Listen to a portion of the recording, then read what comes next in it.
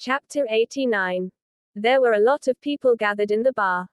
Some of them were spectators. Others were involved in the fight. The group that the onlookers were most interested in was a small group led by James.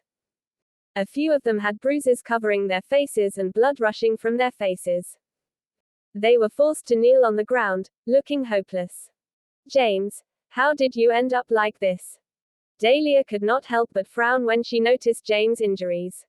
Sis, you're finally here. James staggered as he stood up. It was almost as if he had met an angel. Oh, my poor son. Who did this to you? Tell me. I'll give them what they deserve.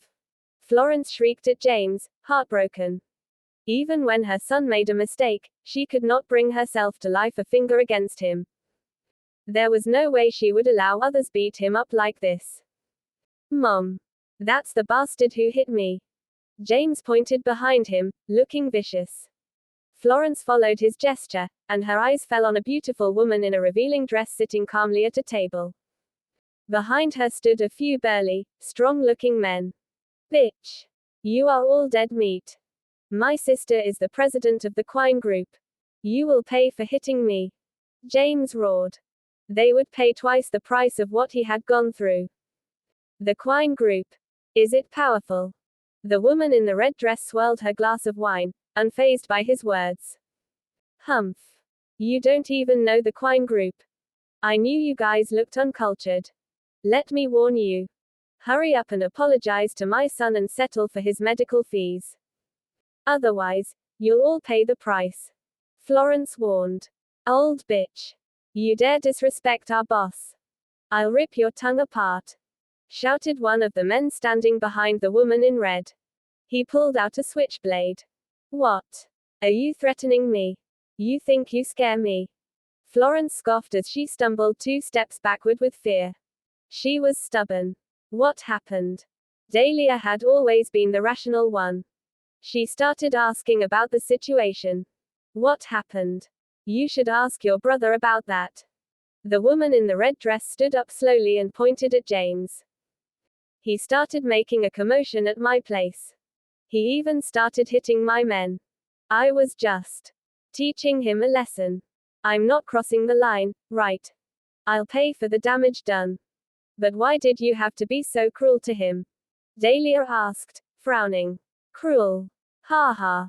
I already went easy on him. Otherwise, he would have lost more limbs. The woman sneered. Enough. I won't waste another second with you. If you want to settle this peacefully, hand over $700,000. If you don't, none of you will leave this room. $700,000. Why not go rob someone? James roared. That's right. I haven't dealt with you for hurting my son. How dare you ask us for money? Where did you get your guts? Florence glared at her. You guys better come to your senses while I'm still being nice.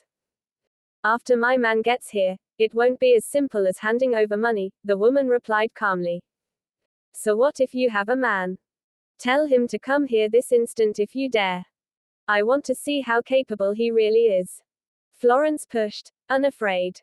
You're messing with the wrong guy. Do you know who Our Lady's man is? He's Sir Draco. Our leader of South City, the Cobra. Boasted one of the men. The Cobra. The Nicholson family immediately turned pale. Swinton had 4 main territories, the North, South, East, and West cities. East City was ruled by the king of the underworld, Trevor Spanner.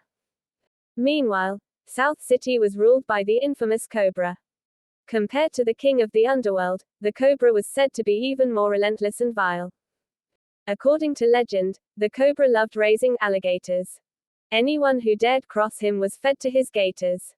People from West City could not afford to offend the Cobra. They really were in trouble this time.